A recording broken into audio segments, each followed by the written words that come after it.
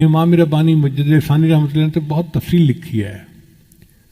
انہوں نے بات سمجھائی کہ دیکھو رات ہوتی ہے، ہر طرف اندھیرا ہوتا ہے، پھر صبح صادق طلوع ہوتی ہے، اور صبح صادق کے بعد روشنی بڑھتی جاتی ہے، بڑھتی جاتی ہے، بڑھتی جاتی ہے، حتیٰ کہ جب سورج نکلتا ہے تو اس وقت روشنی ختم ہو جاتی ہے اور دھوپ آ جاتی ہے. مگر سورج نکلنے سے 10-15 منٹ پہلے اتنی روشنی ہو چکی ہوتی ہے کہ کئی دفعہ یوں لگتا ہے جی شاید سورج نکل ہی آیا، حالانکہ ابھی نکلا نہیں ہوتا. وہ فرماتے ہیں کہ بالکل اسی طرح 15 شعبان کی رات کو اس نور کا سورج طلوع ہو جاتا ہے، نہ اس نور کی صبح صادق طلوع ہو جاتی ہے. پھر ہر دن یہ نور بڑھتا رہتا ہے، بڑھتا رہتا ہے، بڑھتا رہتا ہے، حتیٰ کہ رمضان سے 1-2 دن پہلے ایسی حالت ہوتی ہے کہ جیسے رمضان کی برکتیں ہوتی ہیں. اس لیے نبی علیہ السلام شعبان میں کثرت سے روزہ رکھتے تھے. صلاۃ التسبیح کا پڑھنا عبادت ہے، اور کل کے دن کا روزہ رکھنا بھی سنت ہے. بیہقی شریف کی روایت ہے، نسائی میں بھی اس کا تذکرہ ہے کہ شعبان کا مہینہ رجب اور رمضان کے درمیان ہے، جس کی فضیلت سے لوگ بے خبر ہیں. اس مہینہ میں بندوں کے اعمال پیش کیے جاتے ہیں. میرا دل چاہتا ہے کہ میرا عمل ایسی حالت میں پیش کیے جائیں کہ میرا روزہ ہو. یعنی نبی علیہ السلام نے فرمایا کہ میرے عمل اللہ کے سامنے اس حال میں پیش ہوں کہ میں روزہ دار. یعنی 15 شعبان کا روزہ سنت ہے، حدیث سے ثابت ہے. اس لیے نبی جب رجب کا چاند دیکھ لیتے تو یہ سے اللہم بارک لنا فی رجب و شعبان و بلغنا رمضان. حضرت علی عنہ روایت کرتے ہیں کہ 15 شعبان کو رات کا قیام کرو، دن کو روزہ رکھو، کیونکہ اس رات میں غروب آفتاب کے بعد ہی اللہ تعالیٰ آسمان دنیا پر جلوہ افروز ہو جاتے ہیں، اور اعلان کرنے والا اعلان کرتا ہے کوئی مغفرت چاہنے والا کہ اس کی مغفرت کی جائے، ہے کوئی رزق کو طلب کرنے والا کہ اس کو رزق دوں، ہے کوئی مصیبت زدہ کہ میں اس کی مصیبت کو دور کر دوں، ہے کوئی حاجت طلب کرنے والا کہ میں اس کی حاجت روائی کروں. اب آپ اندازہ لگائیے کہ آج کی رات میں اللہ رب العزت اعلان فرماتے ہیں، ہے کوئی مصیبت زدہ جس کی مصیبت میں دور کروں، ہے کوئی حاجت والا جس کی حاجت کو میں پورا کر دوں. جب اللہ تعالیٰ خود پوچھ رہے ہیں تو پھر اس رات میں ہمیں اللہ کے سامنے آہوزاری کرنی چاہیے کہ اللہ ہماری مصیبتوں کو دور کر دیجیے، پریشانیوں کو دور کر دیجیے. ابن ماجہ کی روایت ہے کہ نبی علیہ السلام کے بارے میں سیدہ عائشہ صدیقہ عنہا فرماتی ہیں، میں نے ایک رات نبی علیہ السلام کو بستر پر نہ پایا. بندہ سویا ہوا ہوتا ہے نا تو آنکھ کھلتی ہے، تو میں نے دیکھا کہ نبی علیہ السلام بستر پہ نہیں تھے. تو میں باہر نکلی، بھائی خیریت تو ہے، پتہ کروں. وہ فرماتی ہیں میں نے دیکھا کہ نبی علیہ السلام جنت بقیع کے اندر سے. میں نے پوچھا اے اللہ کے نبی وسلم آپ یہاں رات کے وقت کیسے آئے؟ تو نبی علیہ السلام نے فرمایا کہ آج 15 شعبان کی رات ہے،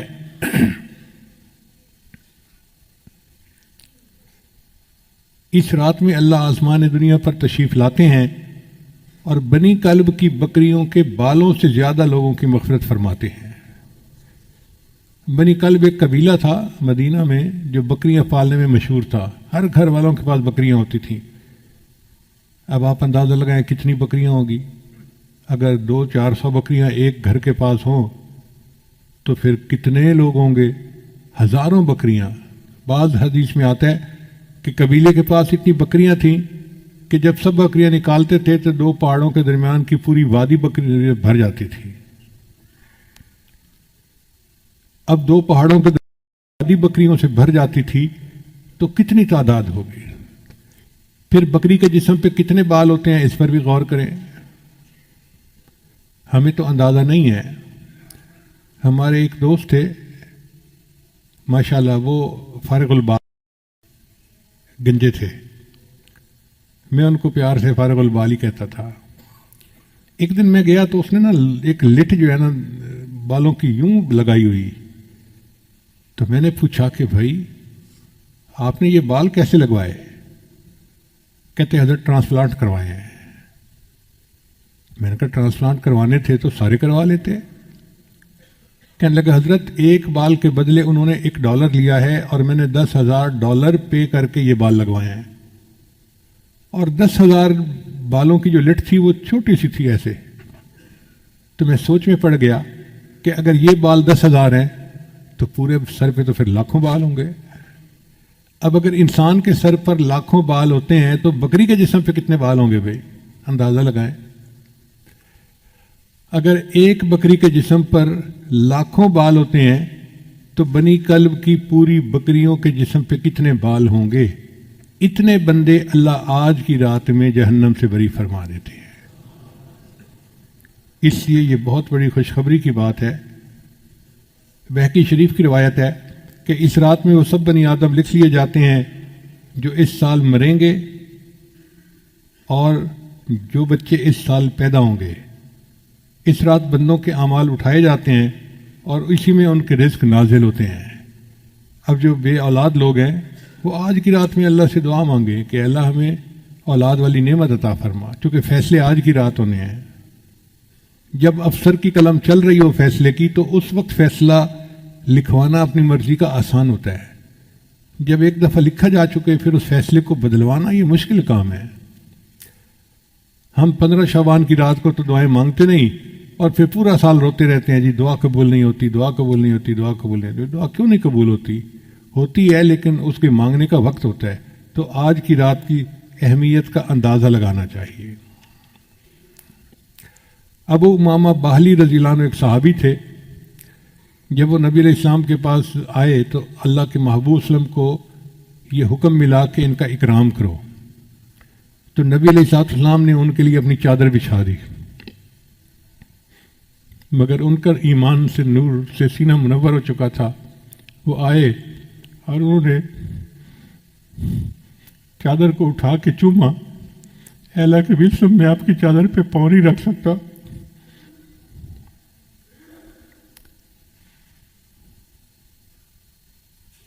وہ روایت کرتے ہیں کہ نبی علیہ السلام نے ارشاد فرمایا من صام یوم من شعبان، جس نے شعبان کے دن کا روزہ رکھا یعنی 15 شعبان مراد ہے، فتحت لہ ابواب الجنان، اللہ اس کے لیے جنت کے دروازے کھول دیتے ہیں. وغلقت علیہ ابواب النیران، اور اس پر جہنم کے دروازوں کو بند کر دیتے ہیں. ہمارے سلسلہ نقشبندیہ کے سرخیلی امام سیدنا صدیق اکبر رضی اللہ تعالیٰ عنہ فرماتے ہیں قوموا لیلۃ النصف من شعبان، کہ نصف شعبان کی رات کو تم قیام کرو. فإنہا لیلۃ مبارکہ، یہ مبارک رات ہے. فإن اللہ تعالی یقول، اللہ تعالیٰ اس میں یوں فرماتا ہے فیہا حل من مستغفر فاغفر اللہ، ہے کوئی مغفرت کا چاہنے والا کہ میں اس کی مغفرت کروں. سبحان اللہ. زندگی میں اللہ نے پھر ہمیں ایک موقع دے دیا.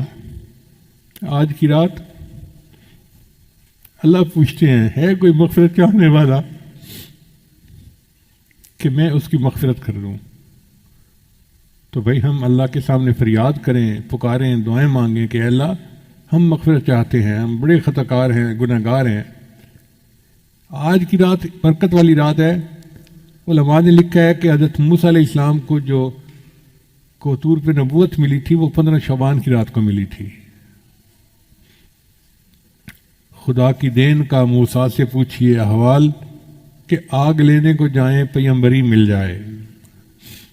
آپ یوں سمجھیں کہ آج کی رات ہے، رزق کے فیصلے آج کی رات ہوں گے. انسان کو مال کتنا ملنا ہے اس کے فیصلے آج کی رات ہوں گے. کس کا نکاح ہونا ہے اس کے فیصلے آج کی رات ہوں گے. کس کو بچے ملنے ہیں فیصلہ آج کی رات ہوگا. صحت والی نعمت ملنی ہے اس کا فیصلہ آج کی رات ہوگا. کس کو آئندہ سال زندگی ملنی ہے فیصلہ آج کی رات ہوگا.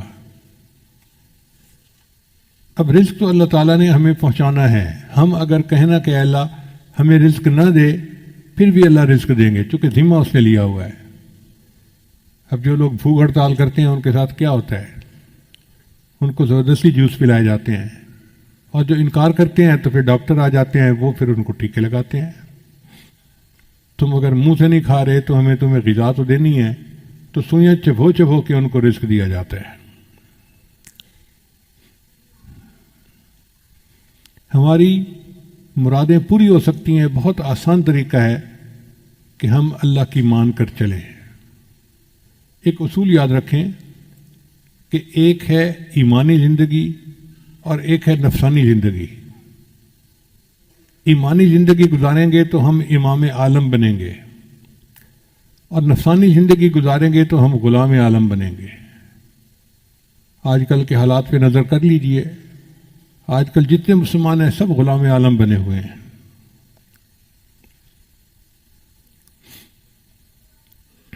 ماضی بعید میں دیکھنا ہے تو حضرت موسیٰ علیہ السلام کی قوم کا واقعہ دیکھ لیجئے۔ پسی ہوئی قوم تھی، فرعون اتنا جبار اور قہار تھا کہ اس نے ان کو کچل کے رکھ دیا تھا۔ چنانچہ انہوں نے موسیٰ علیہ السلام سے کہا اوذینا من قبل ان تأتینا ومن بعد ما جئتنا، آپ کے آنے سے پہلے بھی ہمیں اذیت ملی اور آپ کے آنے کے بعد بھی اذیت ملی۔ وقال موسیٰ لقومہ، تو موسیٰ علیہ السلام نے اپنی قوم کو جواب دیا استعینوا باللہ واصبروا، اللہ سے مدد مانگو اور صبر کرو۔ ان الارض للہ، زمین اللہ کی ہے، یورثھا من یشاء من عبادی، اپنے بندوں میں سے جس کو چاہتا ہے زمین کا وارث بنا دیتا ہے۔ تصور نہیں کوئی کر سکتا تھا کہ بنی اسرائیل والے اس زمین کے وارث بن جائیں گے، اللہ نے ان کو بنا دیا۔ اللہ فرماتے ہیں وَنُرِيدُ، اور ہم نے ارادہ کیا أَن نَّمُنَّ عَلَى الَّذِينَ اسْتُضْعِفُوا فِي الْأَرْضِ وَنَجْعَلَهُمْ أَئِمَّةً وَنَجْعَلَهُمُ الْوَارِثِينَ، کہ ہم ان کو زمین کا امام بنائیں گے اور زمین کا وارث بنائیں گے۔ یہ تو ہے ماضی مثال۔ اگر ماضی قریب میں مثال دیکھنی ہے تو صحابہ کرام کی مثال دیکھیں۔ اللہ کی مان کر چلے، اللہ نے کیسر و کسریٰ کے تاج ان کے قدموں میں لا کر رکھ دیے۔ اللہ تعالیٰ نے ان کو کیا عزتوں سے نوازا، چڑھتے سورج سے تاج مانگا، سمندروں سے خراج مانگا۔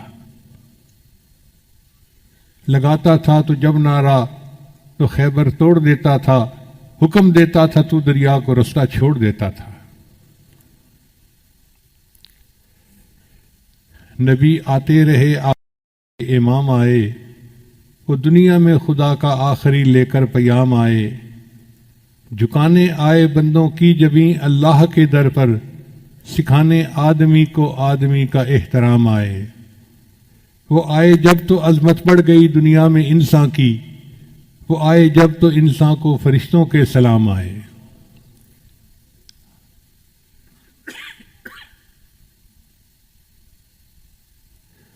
وہ ہیں بے شک بشر لیکن تشہد میں اذانوں میں، جہاں دیکھو خدا کے نام کے بعد ان کا نام آئے۔ خدا شاہد یہ ان کے فیض صحبت کا نتیجہ تھا، شہنشاہ گر پڑے قدموں میں جب ان کے غلام آئے۔ اللہ نے صحابہ کو ایسی شان عطا فرمائی تھی کہ بادشاہ ان کے قدموں میں گر پڑتے تھے۔ اب سوال پیدا ہوتا ہے کہ جب مسلمان کے لیے اللہ کی مدد اتنی ہے تو آج ہم کیوں ذلیل و خوار زندگی گزار رہے ہیں؟ اس کی وجہ یہ کہ ہماری زندگی ایمانی زندگی نہیں، نفسانی شیطانی شہوانی زندگی ہے، اور اس کی وجہ سے ہم غلام عالم ہیں۔ دستور یہ ہے کہ اگر شہزادہ بادشاہ کی نافرمانی کرے تو پھر بادشاہ جلاد سے جوتے مرواتا ہے، جو چوڑا چمار ہوتا ہے۔ تو اللہ تعالیٰ نے بھی ان کفار چوڑے چماروں کو رکھا ہوا ہے کہ جب مسلمان مجھے بھولیں گے، ہیں تو میرے بڑے پیارے، لیکن ان کو میں جوتے تمہارے ہاتھوں سے لگواؤں گا۔ اور دیکھو آج مسلمانوں کو کیسے جوتے لگ رہے ہیں۔ اللہ فرماتے ہیں اے بندے، ایک تیری مرضی ہے، ایک میری مرضی ہے۔ اگر تو چاہے کہ تیری مرضی پوری ہو تو میں تیری مرضی پوری نہیں ہونے دوں گا، اور اگر تو چاہے کہ میری مرضی پوری ہو تو میرے بندے میں تیری مرضی کو بھی پورا کر دوں گا، تجھے کامیاب بھی کر دوں گا۔ تو ہماری مرضیاں پوری ہوں گی جب ہم اللہ کی مرضی کو پورا کریں گے۔ علامہ اقبال نے کیا خوبصورت بات کہی، وہ ایک سجدہ جسے تو گراں سمجھتا ہے، ہزار سجدوں سے دیتا ہے آدمی کو نجات۔ علامہ اقبال کے عجیب اشعار ہیں، اعجاز ہے کسی کا یا گردش زمانہ، ٹوٹا ہے ایشیا میں سحر فرنگیانہ۔ اے لا الہ کے وارث باقی نہیں ہے تجھ میں، انداز دل برانہ کردار قاہرانہ۔ تعمیر آشیاں سے میں نے یہ راز پایا، اہل جنوں کے حق میں بجلی ہے آشیانہ۔ تیری نگاہ سے دل سینوں میں کانپتے تھے، کیا خوبصورت بات کہی ہے۔ تیری نگاہ سے دل سینوں میں کانپتے تھے، کھویا گیا ہے تیرا جذبے کلندرانہ۔ یہ بندگی خدائی وہ بندگی گدائی، یا بندہ خدا بن یا بندہ زمانہ۔ اگر ہم بندہ خدا بنیں گے تو ہمیں اللہ امام عالم بنائیں گے، اور اگر بندہ زمانہ بنیں گے تو پھر ہم غلام عالم بنیں گے۔ کتنے لوگ ہیں جو آج قرضے کی وجہ سے پریشان ہیں، کسی نے بینک کے قرضے دینے ہیں، کسی نے لوگوں کے قرضے دینے ہیں، لوگ رسوا کرتے ہیں۔ کتنے لوگ ہیں جو گھر سے بے گھر ہیں، پردیس کے دھکے کھاتے پھر رہے ہیں کہ جو اخراجات پورے نہیں ہوتے۔ کتنے لوگ مرض سے پریشان، بچے بیمار ہیں، ہسپتالوں کے چکر لگا لگا کے تھک گئے ہیں۔ کتنے لوگ نوکری نہ ملنے کی وجہ سے پریشان، کاروباری خسارے کی وجہ سے پریشان۔ کتنے لوگ ہیں بیٹی کے مناسب رشتے نہ ملنے کی وجہ سے پریشان، ان کو نیک قدردان لوگوں کا ساتھ نہیں ملتا۔ کتنے لوگ اولاد نہ ہونے کی وجہ سے پریشان۔ عورت تعلیم یافتہ بھی ہے، اچھے گھر کی بھی ہے، ہر صفت ہے اس کے اندر، مگر ساس دھمکی دیتی ہے تیری اولاد نہیں ہو رہی، میں بیٹے کی دوسری شادی کر دوں گی۔ نند ہے تو اٹھتے بیٹھتے تانے دیتی ہے۔ اب اس عورت کی ٹھنڈی آنکھیں اللہ ہی جانتا ہے۔ کتنے لوگ ہیں کہ بچیوں کی شادیاں تو ہو گئیں، میاں کی درمیان محبت نہیں ہے۔ اب جس عورت کو شادی کے بعد خامد کی محبت نہ ملے تو اس کا گھر کیسے آباد ہوگا؟ ان سب کا علاج کیا ہے کہ ہم آج کی رات میں اللہ رب العزت سے سچی توبہ کریں اور خوب دعا مانگیں کہ اللہ ہماری ان پریشانیوں کو دور کر دیجیے۔ یہ پکی بات ہے، جو چاہیں اللہ چاہیں گے وہ ہوگا، جو نہیں چاہیں گے وہ نہیں ہوگا، چاہے ہم جو مرضی لگا لیں۔ جو اللہ تعالیٰ بنی اسرائیل کو من و سلوہ کھلا سکتا ہے، کیا امت محمدیہ کو دال روٹی نہیں دے سکتا؟ جو پروردگار بی بی مریم کو بے موسم کے پھل کھلا سکتا ہے،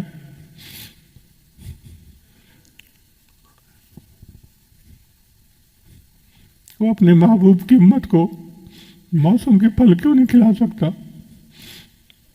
اللہ تعالیٰ کھلانے کے لیے تیار ہے، قصور ہمارا ہے۔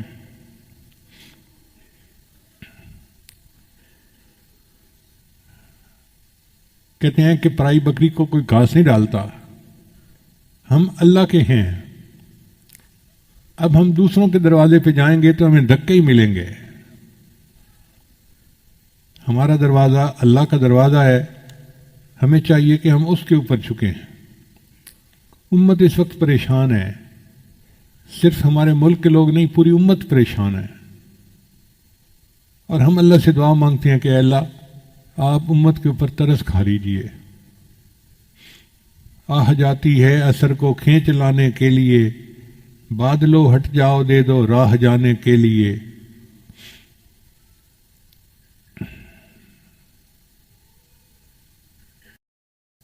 خار ہیں بدکار ہیں ڈوبے ہوئے ذلت میں ہیں، جو بھی ہیں آقا تیری محبوب کی امت سے ہیں۔ ہم جیسے بھی ہیں تو امتی نبی علیہ السلام کے نا۔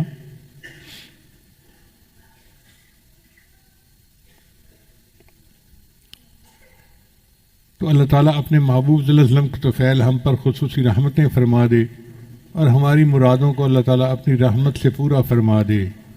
اب پورے بیان کا خلاصہ یہی نکلا کہ سال کی ابتدا محرم سے ہوتی ہے جو مجاہدے کا مہینہ ہے، اور سال کی انتہا ذوالحجہ پہ ہوتی ہے جو مشاہدے کا مہینہ ہے۔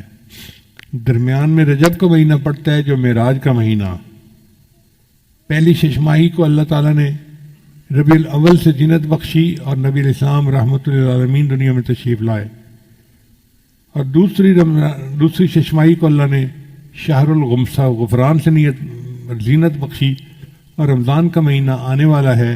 آپ یوں سمجھے کہ آج کی رات طلوع صبح صادق ہو گئی، اب رمضان کی پہلی کو طلوع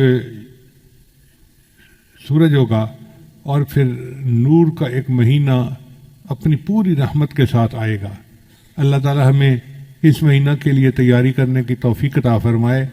یہ تیاری کوئی ورزش کرنے کا نام نہیں ہے، بلکہ ہم اپنی زندگی سے گناہوں کو ختم کریں اور اللہ تعالیٰ کو منانے کے لیے پوری کمر کس لیں، ہمت کر لیں.